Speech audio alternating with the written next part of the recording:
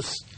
Tetapi yang dayus ialah yang membiarkan isteri dia dengan pakaian tidak menutup aurat, membiarkan suami dia bergaul dengan lelaki lain, membiarkan isteri dia bebas ke mana nak pergi. Itu sebenarnya dinamakan suami yang dayus. Sama seperti bapa yang membiarkan anak-anak dia, pakaiannya, pergaulannya, bagaimana. Maka ini yang dikatakan lelaki atau bapa yang dayus yang sebenarnya.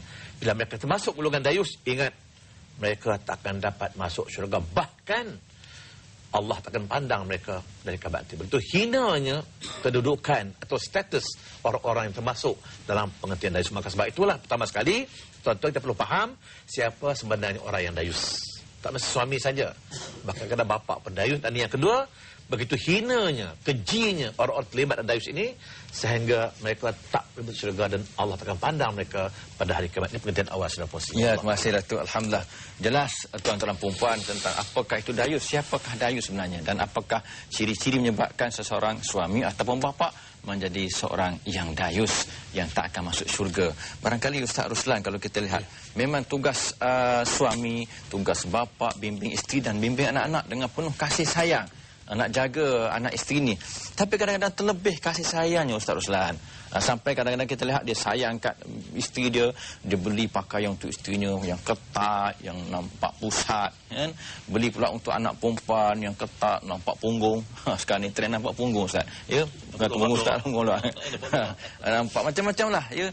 Barang sebab tu nak boleh tak Ustaz jelaskan firman Allah Taala surah At-Tahrim ayat 6 yang berkaitan dengan pendidikan yang kasih macam mana, sayang macam ni, silakan Ustaz. Okey, terima kasih.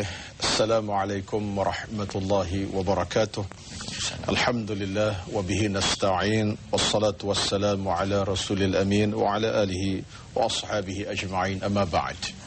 Yang saya hormati Al-Fadhil Al-Ustaz Pengurusi, yang saya hormati lagi saya kasihi rakan penulis pada petang ini Al-Fadhil Datuk Abu Hassan Al-Hafiz, seterusnya sidang penonton di rumah dan dalam studio kita pada petang ini. Saya kira pada asasnya saya ucapkan tahniah kepada Datuk telah meletakkan setapak perbincangan cukup cantik sebenarnya dalam memberikan satu kefahaman yang bersifat menyeluruh tentang maksud dayus ini. Suatu kefahaman yang mungkin agak dilihat sebagai sempit dalam konteks pemikiran masyarakat kita selama ini. Baik tuan-tuan sekalian, berbalik soalan diberikan oleh pengusi kepada saya tadi, ayat Allah SWT jelas kepada kita, ya ayyuhallazina amanu qu anfusakum wa ahlikum nara.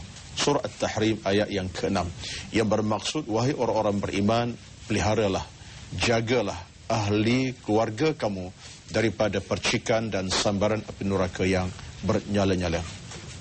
Sebelum ayat ini tuan-tuan, kita lihat banyak implikasi yang dapat kita update pada ayat ini. Yang pertama sekali menunjukkan taraf sebagai seorang bapa, seorang suami, ianya adalah taraf yang cukup tinggi sebagai seorang pemegang amanah Allah Subhanahu wa taala. Sebab itulah kehidupan kita ni tuan-tuan, kalau kita seorang bapa dan suami, ingat kita ada amanah yang cukup besar. Bukan hanya amanah Datuk dan tuan-tuan sekalian dalam konteks beri makan minum semata-mata, tapi amanah dalam konteks agama itu sekali. Bagaimana nak didik, nak bina, nak bentuk, nak canang mengikut ketentuan Allah Subhanahu wa taala. Bukan soal makan. Masalah kita ini, bapaknya beri makan. Makan akhir makan bapak. Ataupun bapak makan anak. Jadi kelemahan inilah menjadikan kadang-kadang tak ada moral agama di sebalik apa yang Allah minta. Sedangkan dalam hal ini, saya cuba nak mau kefahaman yang cukup cantik daripada Ibn Abbas radhiyallahu anhu. Dalam tafsir, apakah dikatakan qu anfusakum, pelihara jaga. Ibn Abbas